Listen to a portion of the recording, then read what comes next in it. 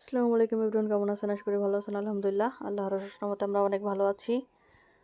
তো আজকে হচ্ছে কই মাছ ভুনা করা হবে। সেই সুন্দর রেসিপিটি হচ্ছে আপনাদের সঙ্গে শেয়ার করছি। তো প্রথমেই মাছগুলোকে সুন্দর করে হচ্ছে কেটে ধুয়ে প্রসেস করে নিয়েছি।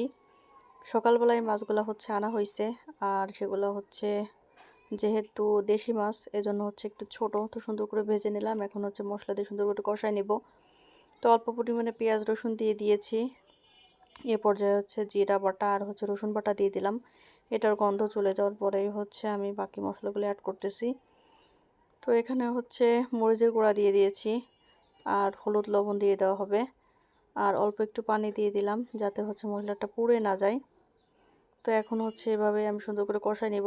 তো লবণটা হচ্ছে আপনারা আপনাদের পরিমাণ মতোই দিবেন, যতটুকু আপনাদের প্রয়োজন।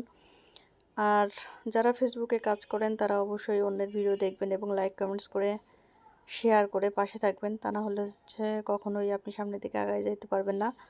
প্রথম দিকে আমি যখন ভিডিও করতাম তখন হচ্ছে কারো ভিডিও সেভাবে দেখতাম না।